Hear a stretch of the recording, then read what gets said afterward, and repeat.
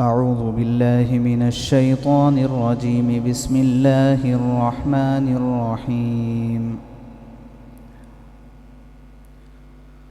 والبدن جعلناها لكم من شعائر الله لكم فيها خير فاذكروا اسم الله عليها صواف فإذا وجبت جنوبها فكلوا منها وأطعموا القانع والمعتر كذلك سخرناها لكم لعلكم تشكرون.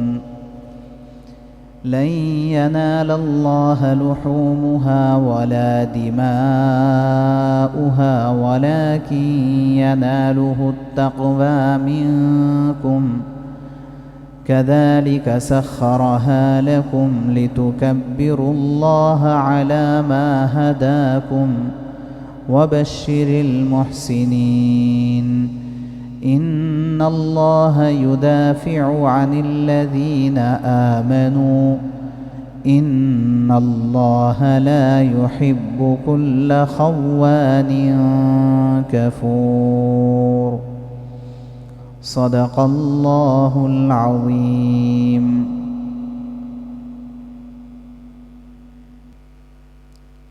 یہ سورہ حج آیت نمبر 36 سے آیت نمبر 38 تک کی تلاوت کی گئی ہے.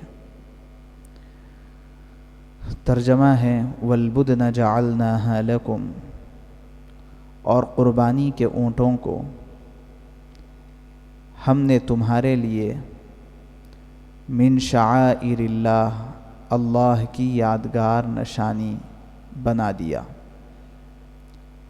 والبدن جعلناها لکم من شعائر اللہ، اور قربانی کے اونٹوں کو ہم نے تمہارے لیے اللہ کی یادگار نشانی بنایا ہے. لکم فیہا خیر، ان میں تمہارے لیے بھلائی ہے. فاذکروا اسم اللہ علیہا صواف، لہٰذا ان کو کھڑا کر کے ان پر اللہ کا نام لو. فَإِذَا وَجَبَتْ جُنُوبُهَا، اور جب وہ کروٹ کے بل گر پڑیں یعنی ذبح ہو جائیں، فَكُلُوا مِنْهَا، تو ان میں سے کھاؤ. وَأَطْعِمُوا الْقَانِعَ وَالْمُعْتَرَ، اور بے سوال محتاج اور سائل کو کھلاؤ، یعنی ان محتاجوں کو جو سوال نہ کرتے ہوں ان کو بھی، اور سوال کرنے والوں کو بھی کھلاؤ. كَذَلِكَ سَخَّرْنَاهَا لَكُمْ، اس طرح ہم نے ان جانوروں کو تمہارے تابع کر دیا. لَعَلَّكُمْ تَشْكُرُونَ، تاکہ تم شکر ادا کرو. لَن يَنَالَ اللَّهَ لُحُومُهَا، اللہ کو نہ ان کا گوشت پہنچتا ہے. ولا دماؤها، اور نہ ان کا خون. ولكن يناله التقوى منكم، بلکہ اللہ کو صرف تمہارا تقوی پہنچتا ہے.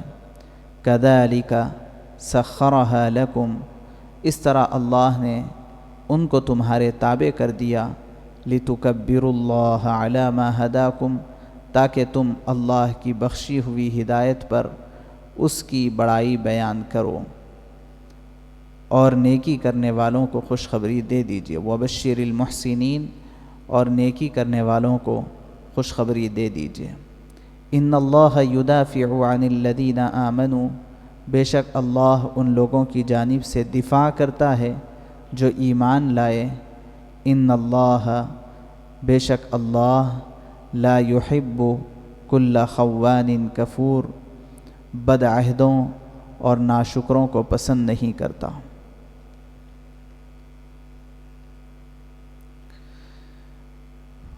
یہ قربانی کے ایام کی مناسبت سے یہ آیات تلاوت کی گئی ہیں اور ان کا ترجمہ کیا گیا.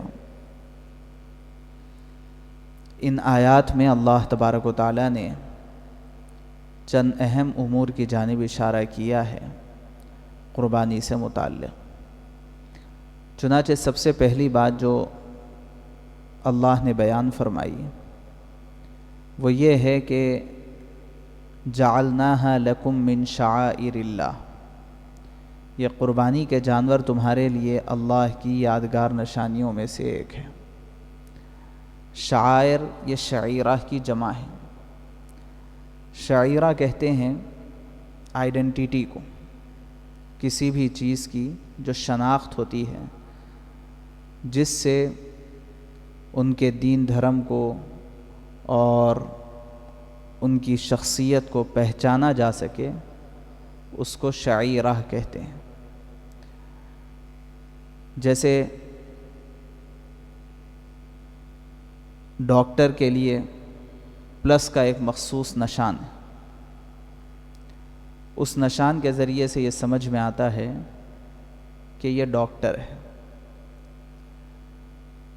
ایڈوکیٹ کے لیے ٹائی والا ایک نشان ہوتا ہے، اس سے پتہ چلتا ہے کہ ان صاحب کا پروفیشن یہ ہے۔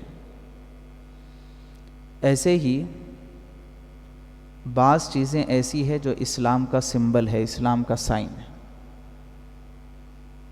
جیسے اللہ تبارک و تعالیٰ نے بیت اللہ شریف کو اور سعی بین الصفا والمروہ کو، صفا مروہ کی پہاڑیوں کو اللہ نے فرمایا ہے کہ یہ شعائر اللہ ہے، یعنی اسلام کی پہچان کی علامات ہیں۔ ایسے ہی مساجد یہ شعائر اللہ ہے۔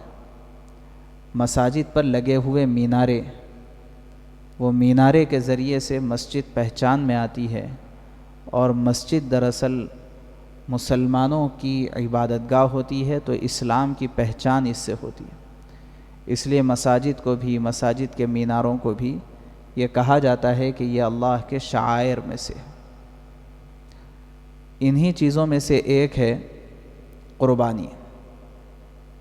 قربانی کے سلسلے میں خود اللہ تبارک و تعالیٰ نے ارشاد فرمایا ہے، جعلناها لکم من شعائر اللہ، یہ قربانی بھی اللہ کی نشانیوں میں سے ایک ہے،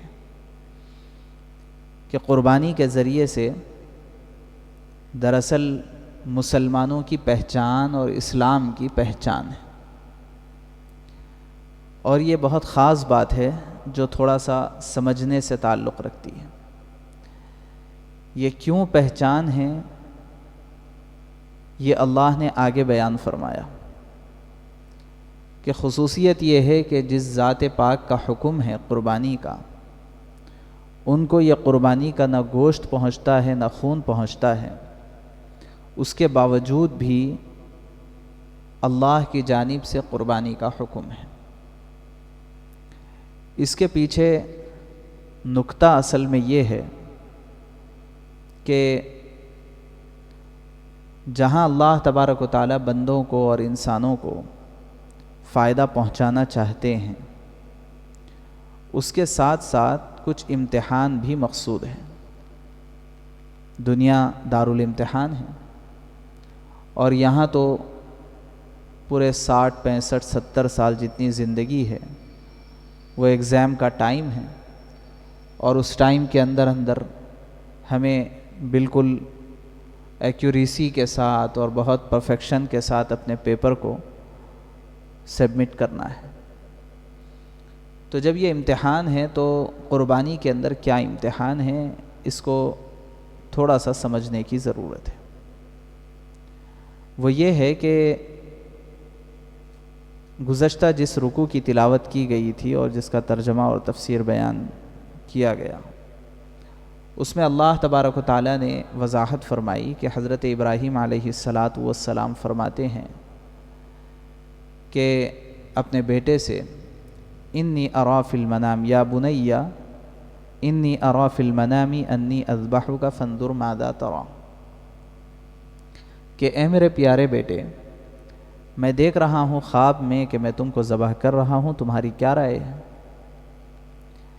عجیب بات یہ ہے کہ جب حضرت ابراہیم علیہ السلام نے خواب دیکھا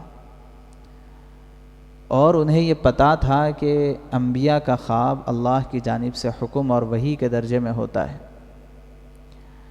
تو اس وقت پلٹ کر کے نعوذ باللہ اللہ سے یہ سوال نہیں کیا کہ ایسا بھی ہوتا ہے کہ 86 سال کی عمر میں آپ نے بڑی منت و سماجت کے بعد ایک بیٹا دیا اور پھر اس بیٹے کو آپ اپنے نام پر قربان کر دینے کا حکم دے رہے ہو، یہ بات مجھے سمجھ میں نہیں آتی۔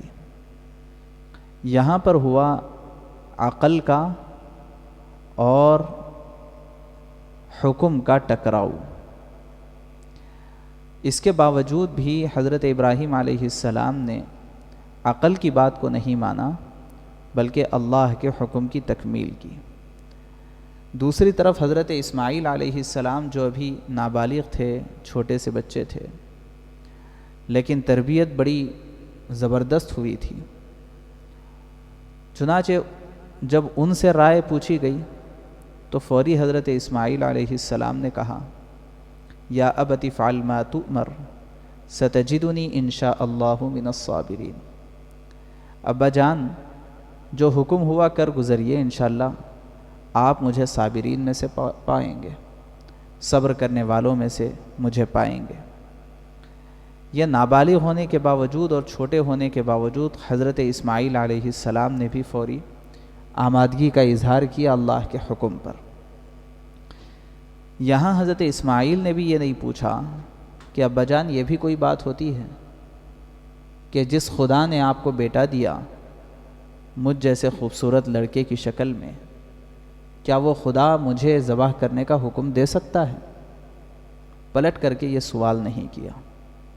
یہاں بھی یہ پتہ چلا کہ خود حضرت اسماعیل نے بھی عقل اور حکم کے ٹکراؤ کے موقع پر حکم کو ترجیح دی ہے اور عقل کی بات نہیں مانی۔ وجہ کیا ہے کہ حکم کا تعلق یہ عقل کے مقابلے میں اونچا ہوتا ہے، اور ہماری عقل وہاں تک نہیں پہنچتی جہاں تک اللہ تبارک و تعالیٰ کے احکام ہے، کیونکہ اللہ ہماری عقل سے بھی ماورا ہے۔ اب ہوا یہ کہ اللہ کو تو امتحان لینا مقصود تھا، تو امتحان ہو گیا۔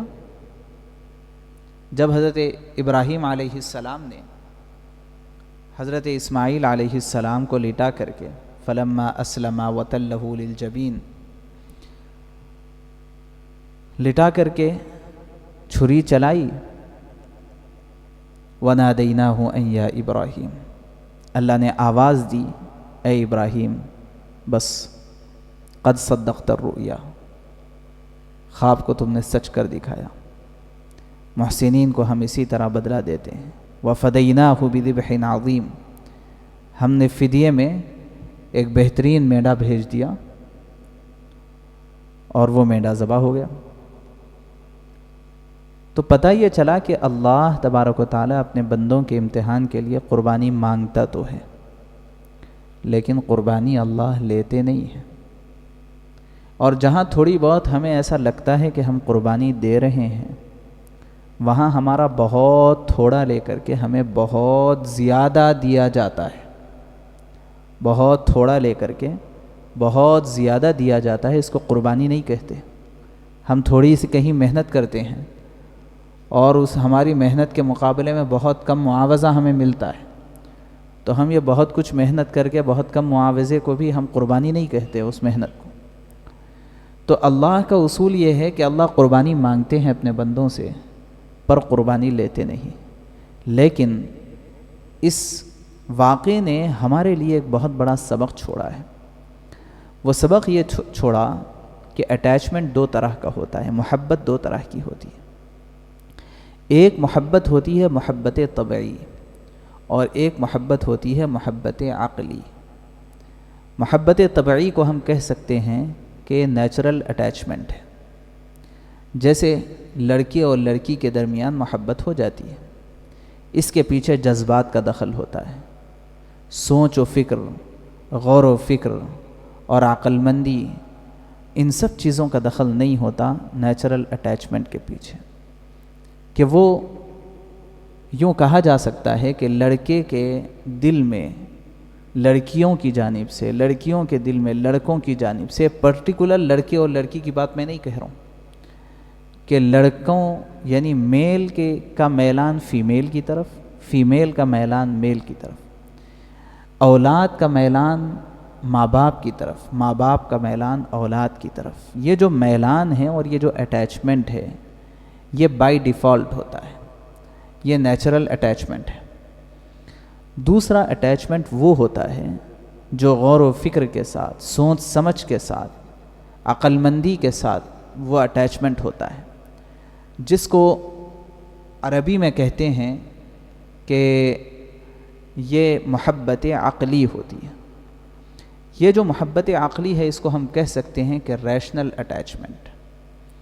یہ جو ریشنل اٹیچمنٹ ہوتا ہے یہ بہت مضبوط ہوتا ہے، بہت پاورفل ہوتا ہے، اور ہمیشہ اصول یہ ہے، ضابطہ یہ ہے کہ یہ جو ریشنل اٹیچمنٹ ہوتا ہے اس کو ترجیح دی جاتی ہے نیچرل اٹیچمنٹ پر۔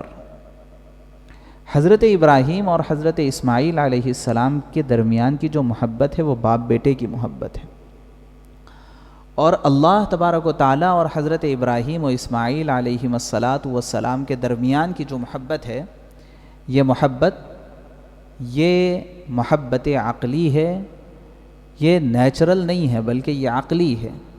ہر عقل مند آدمی کو جو سنجیدہ ہو اور عقل مند ہو اور وہ جو ہے اچھے برے اور بھلے برے کو سمجھتا ہو، تو اس کے لیے یہ بات ضروری ہے کہ جو اس کا محسن ہے اس محسن کی جانب سے اس کو محبت پیدا ہو جائے گی۔ اللہ تبارک و تعالیٰ کے احسانات ہیں تو یہ محبت پیدا ہو جائے۔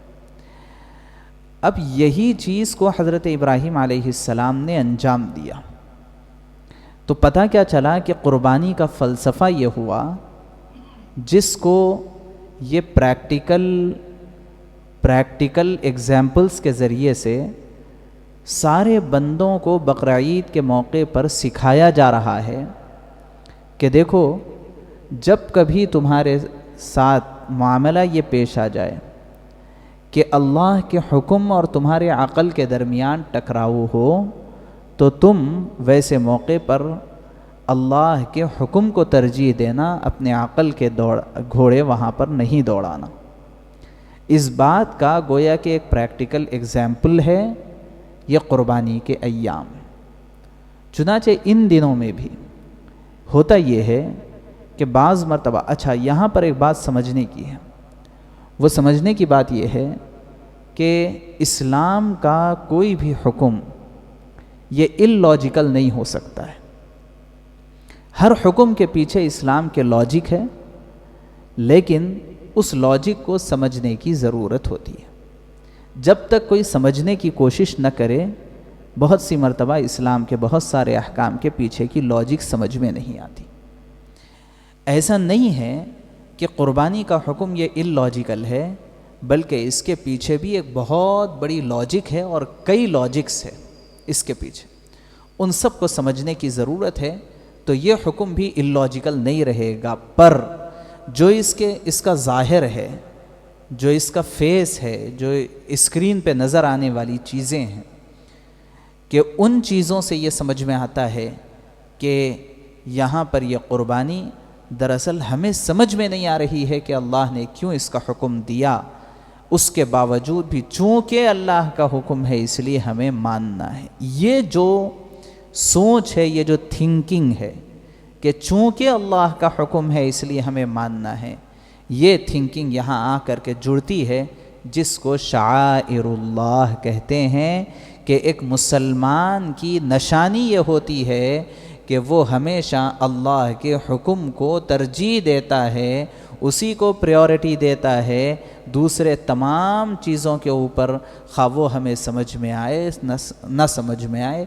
اللہ نے فرمایا ہے جعلناہا لکم من شعائر اللہ، قربانی کے جانور ہم نے تمہارے لیے اللہ کی یادگار نشانیاں بنائی، لیکن ایسا نہیں ہے کہ اس میں تو جو ہے بس ایسے ہی اللہ نے حکم دے دیا ہو، لکم فیہا خیر، اس میں تمہارے لیے بھلائی ہے، اس میں تمہارے لیے بھلائی ہے، فاذکروا اسم اللہ علیہا صواف، لہٰذا جب قربانی کرو تو اللہ کا نام لے کر کے قربانی کرو، کیونکہ یہ اللہ کے پیدا کردہ ہے، اور اللہ نے تمہیں ان جانوروں کو تمہارے تابع بنایا ہے۔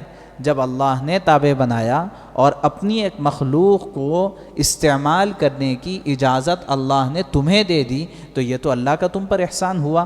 اس لیے کسی دوسرے کے نام پر ذبح ہونے والی چیز حرام ہو جائے گی۔ اللہ کے علاوہ کسی اور کے نام پر ذبح ہوگا جانور، اس کا گوشت حرام ہے، اللہ کے نام پر ذبح ہوگا تو اس کا گوشت حلال ہوتا ہے۔ فاذکروا اسم اللہ علیہ صوا۔ اب جب ہے اور جانور کو ذبح کیا تو حکم یہ ہے کہ سائلوں کو بھی دو، اور سوال نہیں کرنے والے وہ لوگ جو محتاج تو ہیں لیکن غیرت کی وجہ سے سوال نہیں کرتے ہیں، یہ سیکٹر ہمیشہ ہمارا اگنور ہوتا ہے۔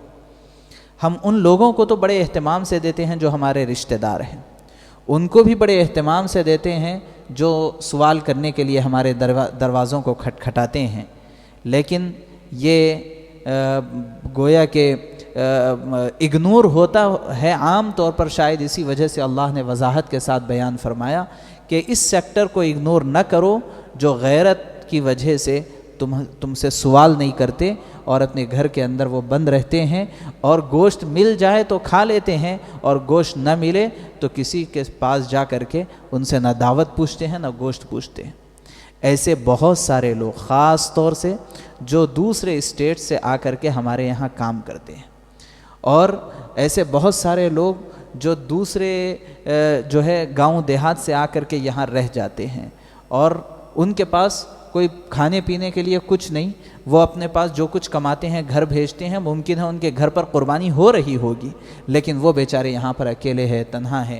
نمازوں میں ہم سے سلام علیک بھی ہو جاتا ہے، مختلف ہماری کمپنیوں کے اندر آگے پیچھے ان سے ملاقاتیں بھی ہوتی ہیں۔ ان میں سے بہت سارے لوگ اچھے خاصے کھاتے پیتے گھرانوں کے ہوتے ہیں، اور بہت سارے لوگ کمزور اور ناتواں بھی ہوتے ہیں۔ ایسا کوئی ضروری نہیں ہے کہ کوئی بہت غریب ہو تبھی، وہ بہت اچھے گھرانے کے بھی ہو سکتے ہیں، لیکن ان کے پاس یہ ہے کہ وہ ایک اجنبی مقام پر ہے، وہ جو ہے دوسرے دیار کے اندر ہے، اس وجہ سے بس ان کی عید ایسے ہی روکھے سوکھے انداز میں اور اڈلی وڑا کھا کر کے اور آنسو بہاتے ہوئے عید گزر جاتی۔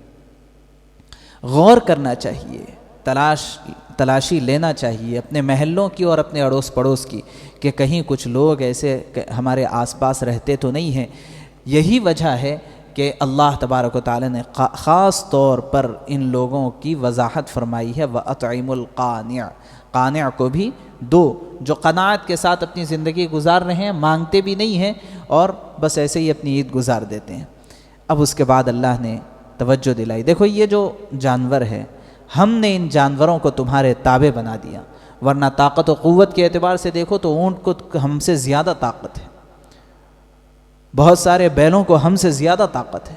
اتنی زیادہ طاقت اور قوت کے باوجود، اور ایسی طاقت و قوت کہ ان کی طاقت و قوت کو ہم بہت سارے اپنے کاموں میں استعمال کرتے ہیں، ان سب کے باوجود ان بڑے بڑے جانور اور طاقتور جانوروں کو اللہ نے ہمارے لیے مسخر کیا ہے، تو یہ تو اللہ کی قدرت ہے تاکہ تم شکر ادا کرو، اس لیے ہم نے انہیں تمہارے لیے مسخر کیا ہے۔ اب آگے اللہ نے وجہ بیان فرمائی، دیکھو دراصل تم کو چیک کرنا ہے کہ کس کے پاس کتنا تقویٰ ہے۔ تقویٰ کس کو کہتے ہیں؟ بس اللہ کا حکم ہے، مجھے کام کرنا ہے، مجھے اللہ کو دکھانے کے لیے، اللہ کے لیے مجھے قربانی کرنا ہے۔ یہ نہیں کہ آپ کے پاس کتنے بکرے کٹے تو ہمارے پاس 2 کٹے، ایسا ہمارے پاس تو 6 کٹے 8 کٹے، وہ آپ کے بھی نہیں رہتے 6-8، وہ باہر NRIs کے رہتے کتے کی اس میں، اب وہ 8 بکرے کٹے 10 بکرے کٹے، اب ضرورت بھی نہیں رہتی پوچھنے کی، بھائی گوشت لا کے دیے نہ لے لینا خاموش، اچھا ماشاءاللہ، اچھا کتنے بکرے کٹے، کیا ضرورت ہے پوچھنے کی، کتنے بکرے کٹے پوچھنے۔ اب اس کے بعد پھر دوبارہ اس کے اوپر اپنے کو بولنے کی کیا ضرورت ہے، ہمارے پاس اچھا اتنے کٹے، ہمارے پاس اتنے کٹے۔ یہ سب اسی کے لیے اللہ نے فرمایا لحوم و دماء اللہ کے پاس نہیں پہنچتے، یہی تقویٰ پہنچتا ہے کہ کس کے لیے تم نے قربانی دی ہے، کسی کو جلانے کے لیے دی یا گوشت کھانے کے لیے دی۔ میں تو بعض مرتبہ عرض کرتا ہوں کہ جو لوگ گوشت کھانے کے لیے قربانی کرتے ہیں ان کی مثال ایسی ہی ہے کہ 15 اگست اور 26 جنوری کے موقع پر بچے جو ہے اسکول کو جاتے ہیں اور بہت خوشی خوشی واپس آتے ہیں. ان کے ہاتھ میں ٹافی ہوتی ہے, ان کے ہاتھ میں کیڈبری ہوتی ہے, ان کے ہاتھ میں بسکٹس ہوتے ہیں. ان سے پوچھا جائے بیٹا کہاں گئے تھے؟ آج اسکول میں پروگرام تھا. اور کیا؟ اچھا یہ آج 15 اگست ہے تو اس وجہ سے جو ہے آج 26 جنوری ہے تو سیلیبریٹ کیا تھا ہمارے اسکول والوں نے. اور کیا ہوا؟ ٹافی ملی ہے. اچھا تو کیا کریں؟ ٹافی کھائیں گے. انہیں یہ پتہ ہی نہیں ہے کہ یہ 15 اگست کے پیچھے کتنے مجاہدین آزادی کا خون ہے. انہیں پتہ ہی نہیں ہے ان بچوں کو. تو یہ تو بچے ہیں, ان کو تو پتہ نہیں ہے, ان کو تو ٹافی مل جائے تو خوش ہو جائیں گے. ایسے ہی جو لوگ ایسے ہی گزارتے ہیں اپنے اوقات کو, تو ان کو تو پتہ ہی نہیں ہے کہ اس جانور کے اوپر جو چھری چلائی جا رہی ہے اس کے پیچھے کتنے اسباق ہمارے لیے چھپے ہوئے ہیں. بس ان کو تو گوشت کھانے سے مطلب ہے, جیسے چھوٹے بچے ہوتے ہیں. اس لیے میں عرض کرتا ہوں جو دین کو نہیں سمجھتے ہیں تو دین کو نہیں سمجھ کر کے زندگی گزارنے والا وہ بچکانہ زندگی گزار رہا ہوتا ہے. یہ گوشت کھائیں گے بڑے مزے سے, بوٹی کا سالن کھائیں گے بڑے مزے سے, اور پایوں کی نہاری کھائیں گے بڑے مزے سے, لیکن یہ جو کٹ کر کے ہمارے سامنے آئے اس کے پیچھے کتنے بڑے اسباق چھپے ہوئے ہیں اس کا کوئی اندازہ نہیں. حضرت اسماعیل علیہ السلام تو ذبح نہیں ہوئے. حضرت ابراہیم علیہ السلام نے اپنے بیٹے کے گردن پر چھری تو نہیں چلائی, لیکن ذرا غور کیجئے, آنکھ پر پٹی بندھی ہوئی ہے, بیٹے کی گردن نیچے ہے, چھری تیز ہو چکی ہے اور چل چکی ہے گردن پر. پتہ نہیں تھا کہ گردن کس کی ہے, وہ تو یہی جانتے تھے کہ بیٹے کی گردن کٹ رہی ہے. جب آنکھ سے پٹی نکالی تب پتہ چلا کہ بیٹا مسکراتے ہوئے بازو بیٹھا ہے اور مینڈا ذبح ہوا ہے. غور کیجئے کہ اگرچہ کہ بیٹے کے گلے پر چھری نہ چلی, لیکن حضرت اسماعیل علیہ السلام کے سارے جذبات اور محبتوں پر چھری چل گئی ہے اللہ کے نام پر. یہی دراصل آپ جب اپنے جانور کو کے گلے پر چھری چلا رہے ہو, اس احساس کے ساتھ چلانا ہے کہ اللہ کے مقابلے میں جتنی محبتیں, جتنی الفتیں, جتنے حاجات اور جتنے ضروریات یہ اللہ اور اللہ کے رسول کی محبت کے مقابلے میں ہیں, ان سب پر چھری چلا رہا ہوں. اس جذبے کے ساتھ چھری اگر جانور کے گلے پر چلے گی اور اس کے بعد یہ سبق لے کر کے بقرعید کے بعد کی زندگی کے اندر ایک ٹرن آئے گا اور زندگی ایک کروٹ لے گی, تب جا کر کے یہ قربانیاں ہمارے لیے مفید ہوتی ہیں. اسی لیے اللہ نے آگے فرمایا لِتُكَبِّرُوا اللَّهَ عَلَى مَا هَدَاكُمْ, تاکہ تم اللہ کی بخشی ہوئی ہدایت پر اس کی بڑائی بیان کرو یہ قربانی کے ساتھ کہ اب اللہ بڑا ہے. اب جب اللہ بڑا ہے تو سب معاملات کے اندر پریورٹی ہم اللہ کے حکم کو اور نبی کے طریقے کو دیں گے اور دین کو دیں گے. یہ تم یہاں سے سبق حاصل کرو. وبشر المحسنین, اور یہ اچھے کام کرنے والے لوگوں کے لیے تو خوشخبری ہے, اللہ سنا دیتے ہیں. بے شک اللہ تبارک و تعالی ان لوگوں کی جانب سے دفاع کرتا ہے جو ایمان لائے. ان اللہ لا يحب كل خوان کفور, اللہ تبارک و تعالی بدعہدی کرنے والے جو دین پر نہیں چلیں گے اس کے بعد بھی وہ بدعہدی ہے, تو بدعہدی کرنے والے اور ناشکری کرنے والے لوگوں کو اللہ پسند نہیں کرتا ہے. اللہ سے دعا ہے کہ اللہ تبارک و تعالی ہماری قربانیوں کے ساتھ ہماری زندگیوں کو بدلنے کے فیصلے فرمائے, اور یہ قربانی کی روح اللہ تبارک و تعالی ہم سب کو نصیب فرمائے. سبحان اللہ و بحمدہ, سبحانک اللہم و بحمدہ.